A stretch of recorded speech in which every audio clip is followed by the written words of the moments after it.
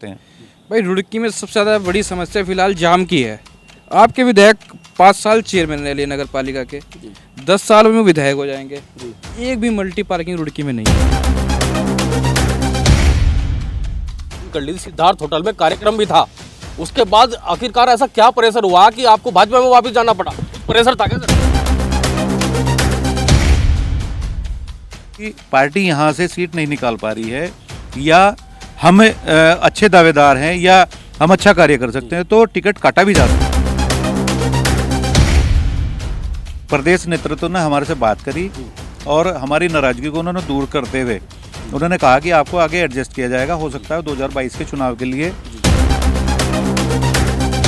नमस्कार दोस्तों, मेरा नाम है नितिन कुमार और आप देखना शुरू कर चुके हैं रुड़की। अब दोस्तों 2022 के इलेक्शन नज़दीक हैं, ऐसे में सभी दावेदार अपनी दावेदारी कर रहे हैं, अपनी तैयारी कर रहे हैं। इसी क्रम में हमारे साथ जुड़ चुके हैं वरिष्ठ भाजपा नेता संजय अरोड़ा जी। क्या कुछ कहेंगे 2022 के लिए, कितना तैयार हैं आप?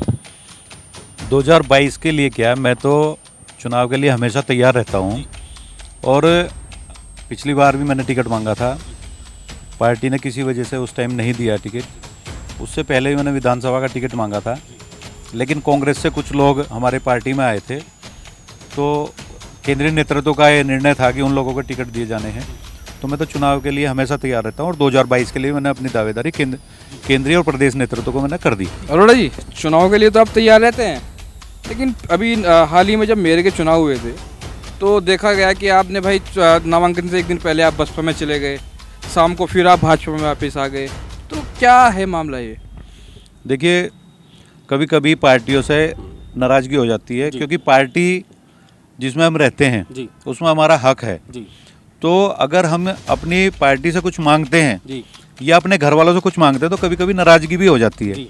और उस नाराज़गी में कभी कभी आदमी घर छोड़ के भी चला जाता है। लेकिन हमने, क्योंकि प्रदेश नेतृत्व ने हमारे से बात करी और हमारी नाराज़गी को उन्होंने दूर करते हुए उन्होंने कहा कि आपको आगे एडजस्ट किया जाएगा, हो सकता है 2022 के चुनाव के लिए उन्होंने हमें रोका है। तो 2022 में मेरी पूर्णतः दावेदारी भी है और केंद्रीय प्रदेश नेतृत्व को अवगत भी करा दिया है। लेकिन अरोड़ा जी, आपको लगता है कि भाई 2 बार के जीते हुए विधायक का टिकट कट जाएगा? नहीं, आप ये देख सकते हैं कि गुजरात में जी।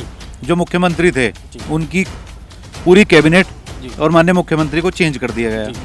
उत्तराखंड में भी माननीय मुख्यमंत्री को चेंज किया गया। दो मुख्यमंत्री अगर चेंज कर दिए तो ये कोई बड़ी बात नहीं होती। अगर पार्टी को ये लगता हो कि भाई पार्टी यहाँ से सीट नहीं निकाल पा रही है, या हम अच्छे दावेदार हैं, या हम अच्छा कार्य कर सकते हैं, तो टिकट काटा भी जा सकता है। लेकिन अगर इस बार भी आपका टिकट कट गया तो फिर से पार्टी चेंज करेंगे? नहीं, पहले भी मैं पार्टी में ही था और अभी भी मैं पार्टी में ही हूँ। नहीं, बीच में भी एक दिन के लिए बीएसपी में गए? नहीं गए नहीं, वो तो केवल बात हुई थी उन्होंने, और इधर से जो हमारे प्रदेश नेतृत्व हमारे से बात करी। हम तो, अगर आदमी गया है महीना 2 महीना रहा है, तब तो आदमी कह सकता है। मेरे तो केवल बात हुई, बात होने के बाद उन्हें पता लगा, उन्होंने कहा भाई कोई बात नहीं, ठीक है, हम आपको एडजस्ट करेंगे। संजय अरोड़ा जी, आप भाजपा में विभिन्न पदों पर काम कर चुके हैं, पूर्व जिला उपाध्यक्ष भी आप रहे हैं, पंजाबी कल्याण महासभा के प्रदेश अध्यक्ष भी हैं आप। 10 साल के विधायक जी हैं, 10 साल के कार्यकाल को कैसे देखते हैं? विभिन्न आरोप उन पर लगे हैं, उनको लेकर क्या कहेंगे? क्या रुड़की में विकास हुआ है, उसको लेकर क्या कहेंगे? देखिए, हर व्यक्ति अपने हिसाब से कार्य करता है। उन्होंने, हो सकता है ये सोच के कि रुड़की में इतनी ही संभावना थी विकास की, हो सकता है उन्होंने उतना विकास करा लिया हो।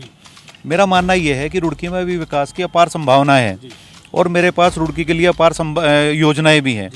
तो मेरा मानना ये है कि अगर किसी के पास योजनाएं खत्म हो गई हों और दूसरे के पास योजनाएं हैं, तो उसे अवसर देना चाहिए। लेकिन मेरा एक सवाल और है आपसे, जब आपने बसपा ज्वाइन कर ली थी, सिद्धार्थ होटल में कार्यक्रम भी था, उसके बाद आखिरकार ऐसा क्या प्रेशर हुआ कि आपको भाजपा में वापस जाना पड़ा? कुछ प्रेशर था क्या सर? नहीं, माननीय मुख्यमंत्री जी ने बुलाया था और उन्होंने एडजस्टमेंट की, सरकार में एडजस्टमेंट की बात की थी, लेकिन उस टाइम उनसे हो सकता है एडजस्टमेंट नहीं हुआ, या माननीय मुख्यमंत्री जो उस टाइम थे वो उसके बाद नहीं रहे, मुख्यमंत्री नहीं रहे, तो हो सकता है वो काम उस टाइम रुक गया हो।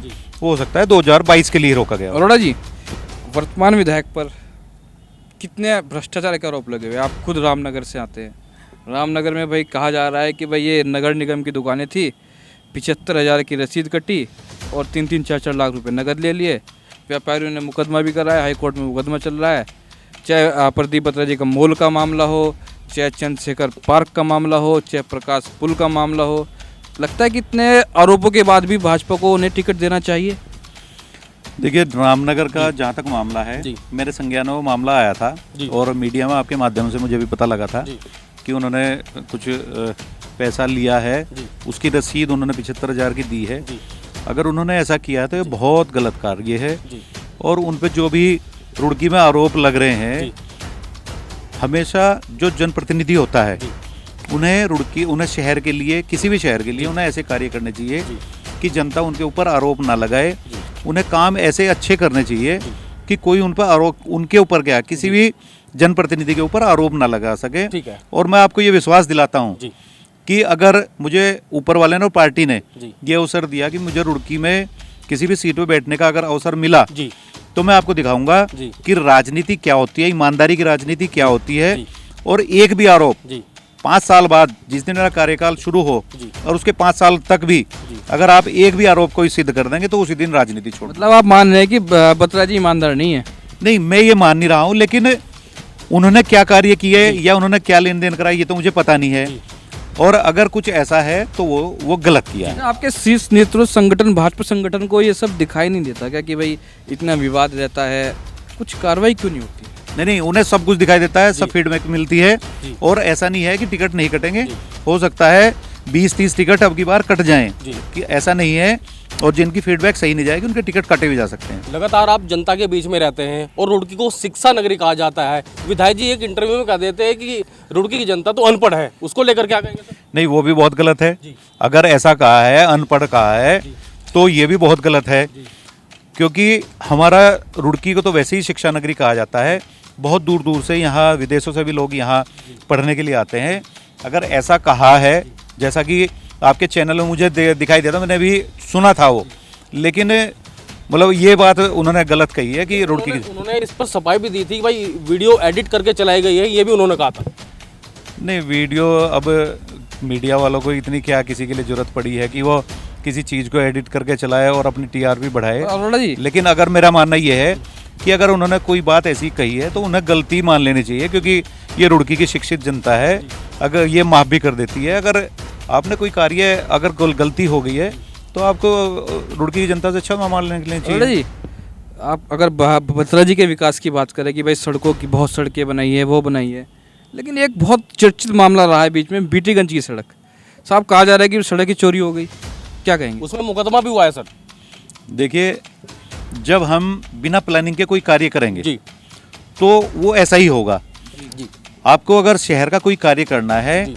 आपको बाकायदा एक शहर का रोड मैप बनाना पड़ेगा। जी। आपको एक नक्शा बनाना पड़ेगा जी। कि किस मोहल्ले का लेवल जी। कहाँ है, उसका पानी ड्रेनेज का सिस्टम क्या है, जी। उसका सड़क का सिस्टम क्या है। ये नहीं कि कहीं की सड़क नीचे और कहीं की ऊंची कर दी। कुछ में जहाँ सड़कें ऊंची हो जाती हैं वहाँ के मकान नीचे हो जाते हैं। यहाँ तो चोरी का मामला है, ऊंची नीची की तो बात ही नहीं है। वो भी क्या हुआ कि वहाँ सड़क ऊंची होगी, साइडें नीची रहेगी, ठीक है। पानी भरना शुरू हो गया, लोगों ने शिकायत करी, उन्होंने वहाँ से वो सड़क उठवा दी। ठीक है। तो ये ऐसे करने की आवश्यकता क्यों पड़ी? जी।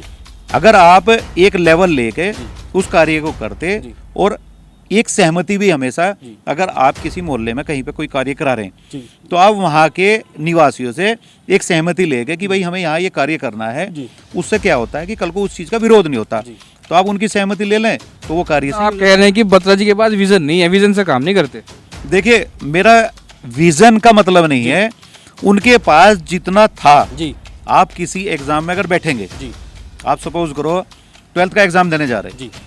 12th के एग्जाम में आपके नंबर आए 80, जी। तो यानी कि आप 80% मार्क्स मैक्सिमम ला सकते हैं। ठीक है। मेरी काबिलियत अगर उसे 90%, 95% लाने की है, जी। यानी कि मैं 10%, 15% फालतू कर सकता हूं। तो अगर उनका विजन 80% का था, मेरा 95 का है, तो मुझे अवसर ये मिलना चाहिए कि भाई आप अपना 95 दिखाएं, नहीं तो 5 साल बाद इस्तीफा दें। आपके विजन के हिसाब से विधायक प्रदीप बत्रा जी को 10 में से कितने नंबर देंगे? देखिए, नंबरों की तो इसमें कोई बात ही नहीं है, क्योंकि एक विजन, हर आदमी का अपना एक विजन है। जी। आपके सपोज करो रुड़की में जी। ये जितने पोर्टल चल रहे हैं, जी। उन पोर्टल में आपका विजन रुड़की के लिए क्या है जी। और दूसरे पोर्टल का विजन क्या है, जी। तो ये एक दूसरे पर डिपेंड करता है। 10 में से जब नंबर दोगे, जब उनके कंपटीशन में कोई दूसरा विधायक आएगा, आज वो कर रहे हैं काम, 5 साल बाद मैं करूं, तब मेरे से पूछो कि उनके नंबर आपके नंबर से ज्यादा है या कम है। चलिए, भारतीय जनता पार्टी अगर आप पर विश्वास जताकर टिकट आपको दे देती है तो रुड़की के लिए आपका विजन क्या होगा? देखिए, रुड़की के लिए इतना विजन है, ये झूलती हुई तार, ये सारी अंडरग्राउंड होनी चाहिए, डिवाइडर चौराहे सुंदर होने चाहिए। जिन शहरों में चौक चौराहे सुंदर हैं वो भी हमारे देश में ही है। यहाँ जो रेड लाइट लगी हुई है, रेड लाइट आज तक वो जली नहीं है, और जो लगी भी है ये बहुत हल्की क्वालिटी की लगी हुई है। सरकारी पैसे का दुरुपयोग हुआ है। जिम्मेदार कौन है सर इसका? जिम्मेदार जो जनप्रतिनिधि है, जो बैठता है, उनकी जिम्मेदारी बनती है। उसके बाद में आपके शहर में गंगा नदी, माँ गंगा जा रही है, उसमें हम बोटिंग की व्यवस्था कर सकते हैं, पर्यटन को बढ़ावा मिलेगा, बिजनेस यहाँ बढ़ेगा। साहब, उसमें 16 गंदे नाले माँ गंगा जी में गिर रहे हैं यहाँ पर, हमने कई बार दिखाया है वो। मेरे पास वो भी एक प्लान है कि जो माँ गंगा में जो नाले गिर रहे हैं, उन्हें अभी आपने देखा होगा कि पानी को ट्रीट करके उसे साफ पानी बना के गंगा जी में डाला जाता है। सोनानी नदी में भी तो जा सकता है सारा पानी। नदी में गंदा पानी डालने की आवश्यकता नहीं है, एक ट्रीटमेंट प्लांट लगता है, जहाँ नाले हैं ट्रीटमेंट प्लांट लगा के वो पानी प्योरीफाई हो जाता है, वो पीने के भी काम आता है। उस पानी को प्योरीफाई करके तब नदी में डाल देना चाहिए। उसके बाद में हमारे जितने भी चौक चौराहे, आपको मैंने बताया, ड्रेनेज का सबसे बड़ा प्रॉब्लम है। ड्रेनेज आज की डेट में हर मोहल्ले में पानी की समस्या है। जो हमारे शहर के आसपास के गांव जुड़े हैं, वो तो जहां जोहड़ हैं, उन जोहड़ में जा सकता है पानी। वो एसटीपी प्लांट लगा के पानी को नीचे साफ करके डाला जा सकता है, उससे चोए भी ऊंचे रहेंगे, सारी चीज़ ठीक रहेगी। तो रुड़की के लिए तो बहुत अपार संभावना है। सड़कें जहाँ टूटी पड़ी हैं, जो सड़कें दूसरे शहरों में अच्छी सड़कें बनाई जा सकती हैं, तो क्या वो रुड़की में नहीं बनाई सकती? आप लोगों को अच्छे घर बना के देते हैं, क्या अच्छी रुड़की बना के देंगे आप लोग? देखिए, आपने हमारा जहाँ भी देखा है, हम क्वालिटी पसंद आदमी हैं, हम कंस्ट्रक्शन को हमेशा क्वालिटी देते हैं। और मेरा आपसे ये ठोक के मैं दावा करता हूँ कि जैसे हम कंस्ट्रक्शन का काम करते हैं, उसमें क्वालिटी देते हैं, शहर की हर चीज़ का कार्य उतना ही क्वालिटी पसंद होगा। और वास्तव में आप लोग 1 साल में ही जब रुड़की में शहरों घूमना शुरू करोगे, तो रुड़की के लोग आपको कहने लगेंगे कि भाई वास्तव में ऐसे भी लोग राजनीति में होते हैं। भाई, रुड़की में सबसे ज़्यादा बड़ी समस्या फिलहाल जाम की है। आपके विधायक 5 साल चेयरमैन रह लिए नगर पालिका के, 10 साल में विधायक हो जाएंगे, एक भी मल्टी पार्किंग रुड़की में नहीं है। देखिए, ये भी एक विजन में है, मल्टी पार्किंग भी होनी चाहिए। दूसरे, जहाँ से कुछ रास्ते ऐसे भी हैं जो छोटे हैं, उन्हें हम वन वे कर सकते हैं। ठीक है, एक साइड से जाना, दूसरे साइड से आना।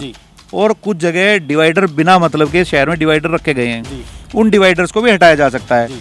आपने भी देखा होगा, ये आपने बहुत अच्छा मुद्दा बैठाया कि भाई बिना मतलब के डिवाइडर रखे हैं। रोज कई एक्सीडेंट हम खुद देखते हैं कि आज इसकी गाड़ी ठुक गई, आज इसकी मोटरसाइकिल से एक्सीडेंट हो गया। उन डिवाइडर के होने से एक प्रॉब्लम ये है कि क्योंकि हिंदुस्तान में सारी चीज़ इन्हीं सड़कों पे चलनी है, जोटा बुग्गी भी, घोड़ा तांगा भी, ट्रैक्टर ट्रॉली भी। तो क्या है कि जो स्पीड की गाड़ी है वो पीछे रह जाती हैं, और धीरे धीरे जो चलती है तो उससे जाम लग जाता है। ठीक है। तो इसलिए डिवाइडर अगर नहीं होगा, अभी आपने देखा होगा चंद्रशेखर चौक से जो प्रेम मंदिर की तरफ रोड जा रहा है, वहाँ से डिवाइडर हटाए गए, एकदम रोड चौड़ा हो गया, तो भीड़ लगनी बंद होगी वहाँ। इसलिए जहाँ डिवाइडर की आवश्यकता नहीं, वहाँ डिवाइडर हटा देने चाहिए, और एक मल्टी पार्किंग बनानी चाहिए। और दूसरा, जाम अगर हमें हटाना है तो कुछ रोड को हमें वन वे करना पड़ेगा। और एक अब नई समस्या जो रुड़की के लिए, क्या पूरे देश के लिए एक जो नई समस्या है, वो पोल्यूशन की समस्या है। हमारे यहाँ का AQI आप चेक करेंगे तो वो 150 से ऊपर आ रहा है। ठीक है। तो जैसी दिल्ली में स्थिति हुई, ऐसी हमारे रुड़की में न बने। तो आजकल पोल्यूशन को साफ करने के लिए मशीनें आनी शुरू हो गई हैं। ठीक है। तो जैसे एक रामनगर में रखी गई, एक सिविल लाइन में रखी गई, गणेशपुर में रखी गई, इस तरह से 3-4 जगह अगर वो रखवा दें तो उससे पोल्यूशन की समस्या भी हटेगी। तो बहुत से विजन है कार्य करने के लिए, बहुत से कार्य। भाई नितिन जी, अरोड़ा जी की बातों से लग रहा है रिसर्च तो बहुत कर रहे हैं, पोल्यूशन का तो किसी ने सोचा ही नहीं है। उन्होंने पहले भी अपना विजन बताया, लेकिन अरोड़ा जी, एक सबसे बड़ी समस्या है रुड़की में, जल भराव की। मैंने ड्रेनेज की आपसे बात करी है। ड्रेनेज के लिए हमें पूरे शहर का एक प्लान बनाना पड़ेगा, और पूरे शहर का एक लेवल लेना पड़ेगा, और सब जगह का ये देखना पड़ेगा कि फला मोहल्ले का पानी किस तरफ जा रहा है। ठीक है। उस तरफ का लेवल लेकर हमें सड़कों का लेवल उधर पानी ले जाकर, उधर की नालियाँ, उधर के नाले उधर की तरफ ले जाके उस पानी को हमें उधर डालना पड़ेगा। कुछ जगह जैसे छतों से पानी आता है वो वेस्ट जाता है, जी। तो उसके लिए हम वाटर हार्वेस्टिंग प्लांट लगा सकते हैं या वाटर हार्वेस्टिंग का सिस्टम घर के आगे ही कर सकते हैं। अभी एसडीएम का आपने देखा होगा, एसडीएम साहब के यहाँ पीछे हमारे चौरसिया जी हैं, उन्होंने एक उसका वाटर हार्वेस्टिंग का एक लगाया था। निकिता खंडेलवाल जी के टाइम पे हुआ तो हमने कवर किया था। जी हाँ, आपने कवर किया था। अगर हम हर बिल्डिंग के बाहर एक ऐसा लगा देंगे ठीक है। तो उससे क्या होगा कि पानी नीचे जाएगा, जो वाटर लेवल आगे समस्या आएगी पानी की, तो वाटर लेवल भी हमारा उससे ठीक रहेगा। चलिए, भाजपा एक संगठन पार्टी मानी जाती है, लेकिन यहाँ के जो मेयर हैं गौरव गोयल जी और विधायक प्रदीप बत्रा में 36 का आंकड़ा है। पहाड़ टीवी पर उन्होंने बोला कि विधायक जी मुझे काम नहीं करने दे रहे हैं और नगर निगम में हस्तक्षेप कर रहे हैं। उसको लेकर क्या कहेंगे सर? देखिए, जनप्रतिनिधियों में कंट्रोवर्सी होना ये उस शहर के लिए दुर्भाग्य होता है। अगर उन दोनों के बीच में कंट्रोवर्सी है तो इससे किसका नुकसान हो रहा है? हमारा नुकसान हो रहा है, शहर का नुकसान हो रहा है, आपका नुकसान हो रहा है, विकास बाधित हो रहा है। इसलिए मेरा उनसे निवेदन है कि वो दोनों बैठकर आपस में इस मसले को सुलझाए या प्रदेश नेतृत्व में बैठा के इसे सुलझाए, जिससे जो हमारे रुड़की का विकास हो बाधित ना हो। संगठन नहीं दिखता है ये सब, भाई क्या चल रहा है, मेयर में अलग चल रहा है, विधायक में अलग चल रहा है, भ्रष्टाचार के आरोप लग रहे हैं, कोई कार्रवाई क्यों नहीं करते संगठन? देखिए, संगठन देखता है, सब कुछ देखता है, लेकिन क्या है कि हर शहर में हर जगह थोड़ा बहुत कुछ ना कुछ चलता रहता है। संगठन भी कहाँ तक वो करे, ये तो हमारे जनप्रतिनिधियों को ये चाहिए कि आपस में कंट्रोवर्सी ना करके शहर के विकास को बाधित ना करके, क्योंकि जब तक मेयर और विधायक एक दूसरे का आपस में सामंजस्य नहीं होगा तब तक उस शहर का विकास नहीं हो सकता। क्योंकि बहुत सी चीज़ें ऐसी हैं कि नगर निगम से एनओसी लेनी है या नगर निगम वालों को काम करना है तो उन्हें विधायक को अपने उसमें लेना पड़ता है। तो दोनों को आपस में ऐसी कंट्रोवर्सी ना करके उन्हें आपस में बैठ के इस मसले को सुलझा के और जो कार्य है, जो शहर का असली कार्य है, विकास का कार्य है, उसे करते रहना। चलिए, जाते जाते रुड़की हब के माध्यम से रुड़की की जनता को संजय अरोड़ा जी क्या कहना चाहिए? देखिए, रुड़की की जनता को मैं ये कहना चाहूँगा कि आने वाला समय जो है उसमें आप हमारे जो मैंने पार्टी नेतृत्व से अपने उन्हें अवगत कराया है, वो मेरा इसमें सहयोग करें। जहाँ भी उनकी जान पहचान है वो उनसे कहें कि अब की बार संजय अरोड़ा को टिकट दें। और साथ साथ मैं रुड़की की जनता से एक अपील ये करूँगा कि क्योंकि कोरोना का जो ओमिक्रॉन वेरिएंट है ये बहुत ज़्यादा फैलने वाला है, इससे बच के रहें। और वैक्सीन, क्योंकि कहीं ना कहीं हमें इससे आपको भी वैक्सीन मैन कहा जाता है, 100 से अधिक कैंप आपने वैक्सीन के लगाए हैं। बहुत बड़ा काम रुड़की के लिए किया जनता आप कह रही भाई संजय अरोड़ा जी ने बहुत अच्छा कार्य किया है, उसको लेकर बोलेंगे? देखिए, मैंने कभी कोई भी कार्य कभी श्रेय लेने के लिए नहीं किया। मैंने हमेशा जो भी कार्य किया जनता की भलाई के लिए किया। पिछले 25 वर्षों जो भी मैंने कार्य किया है जनता के लिए किया है। और मैंने कभी ये नहीं सोचा कि मैं कुछ बनूंगा तभी मैं करूंगा। मैंने ये कार्य भी एक विज़न लेकर किया था। 30 मई से हमने ये विज़न स्टार्ट किया था, जिस वक्त लोग एक दूसरे से मिलना भी नहीं चाह रहे थे, तब हमने अपना ये कार्य शुरू किया था। क्योंकि कहीं ना कहीं हम सामाजिक संगठन है, हमारी भी ये जिम्मेदारी बनती है कि शहर के प्रति लोगों को जागरूक भी करें। और जो शहर के लोग हैं, क्योंकि वो भी हमारे परिवार के लोग हैं, तो उनका ध्यान रखना भी हमारा फ़र्ज़ है। इसलिए हमने कार्य शुरू किया था। आज लगभग 170 कैंप हम लगा चुके हैं, लगभग 23 से 24 हज़ार लोगों को हम वैक्सीन लगवा चुके हैं। लेकिन इसमें हमारा ना कोई क्रेडिट है, ना हम इसमें क्रेडिट लेना चाहते, क्योंकि ये जनता की भलाई का काम है और इसमें हम कभी भी पीछे नहीं हटते। चलिए अरोड़ा जी, मेरा आखिरी सवाल आपसे, 2022 चुनाव के लिए पूरी तरह तैयार है ना? यस, बिल्कुल, मैं 2022 के लिए तैयार हूँ। पार्टी नेतृत्व मेरे पे पूर्ण भरोसा करे और मैं उन्हें ये विश्वास दिलाता हूँ कि ये सीट हम उन्हें निकाल के देंगे। और 5 साल बाद उन्हें ये खुशी होगी कि वास्तव में हमने जिन्हें टिकट दिया है वास्तव में वो हमारे उस पर खरे उतरे। ठीक है, तो हमारे साथ मौजूद थे संजय अरोड़ा जी, वरिष्ठ भाजपा नेता है, और उन्होंने कहा कि अगर इन्हें पार्टी ने टिकट दिया तो ये दिखाएंगे साफ बेदाग छवि की राजनीति किसे कहते हैं और विकास किसे कहते हैं। नितिन कुमार रुड़की हब से।